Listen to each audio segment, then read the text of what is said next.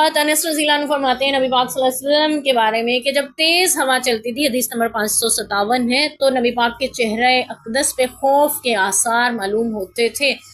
جب آندھی بارش آنے سے پہلے کا موسم ہوتا تھا نا، ابھی بارش شروع نہیں، اس سے پہلے ایک عجیب سا موسم ہو جاتا ہے نا کہ ہوا آندھی چلنے لگ جاتی ہے، تو آپ صلی اللہ علیہ وسلم کے چہرہ مبارک پہ گھبراہٹ طاری ہو جاتی تھی۔ یہاں تک آتے ہیں حضرت عائشہ رضی اللہ عنہ فرماتی ہیں کہ آپ صلی اللہ علیہ وسلم کبھی کم یعنی گھر میں داخل ہوتے تھے، کبھی باہر تشریف لے جاتے تھے، بے چینی سے یعنی چہل قدمی کرتے تھے، کبھی ادھر جا رہے ہیں کبھی ادھر۔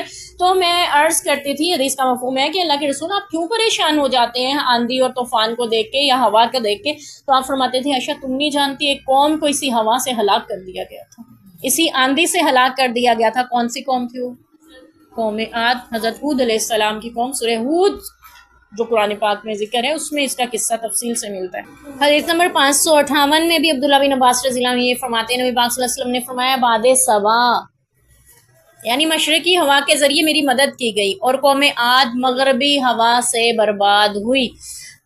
ایک ہوا وہ ہے جو بڑے آہستگی سے چلتی ہے، اس کو ہم باد صبا کہتے ہیں، ٹھیک ہے، نرمی سے چلنے والی ہوا، اور دوسری ہے باد دبور، تباہی مچا دینے والی آندھی طوفان جس کو ہم کہتے ہیں، ٹھیک ہے۔ تو ہوتی وہ بھی ہوا ہے، لیکن دونوں میں فرق کیا ہے؟ وہ نرمی اور آہستگی سے بہتی ہے، چلتی ہے، اور وہ کسی کو نقصان نہیں پہنچاتی۔ اسی نسبت سے بچیوں کے نام بھی رکھے ہوتے ہیں، یعنی وہ کسی کو نقصان نہیں پہنچاتی بلکہ فائدہ دیتی ہیں۔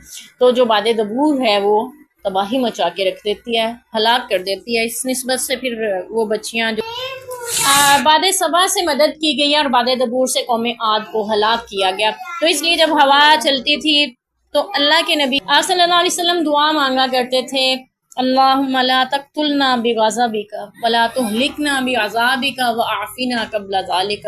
اللہ مجھے اپنے عذاب سے ہلاک نہ کر دینا، اللہ مجھے اپنے غصے سے تباہ نہ کر دینا، اللہ میں اس سے پہلے ہی معاف کر دینا۔ یہ اس دعا کا مفہوم ہے، ہمیں بھی یہ دعا نہیں چاہیے۔ جب آندھی طوفان ہو تو ہمیں اللہ سے معافی مانگنی چاہیے، اللہ ہمیں اپنے عذابوں سے ہلاک نہ کرنا، اللہ ہمیں ہلاک کرنے سے پہلے معاف کر دینا، ٹھیک ہے۔ تو اللہ تعالیٰ ہم سب کو معاف فرمائے، رحم فرمائے۔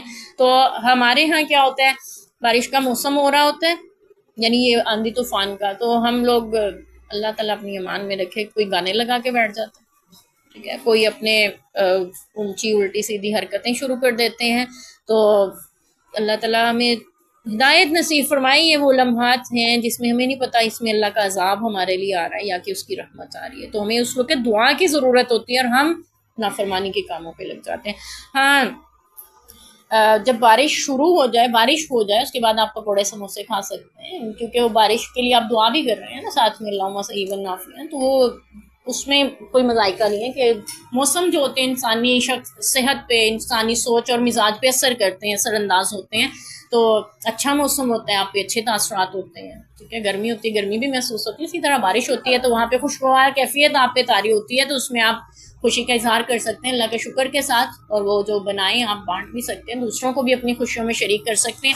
تو لیکن جب یہ موسم بدل رہا ہوتا ہے، طوفانی آندھی والی کیفیت ہوتی ہے، اس وقت صرف دعاؤں کا اہتمام ہونا چاہیے۔ اللہ تعالیٰ ہمیں توفیق دے۔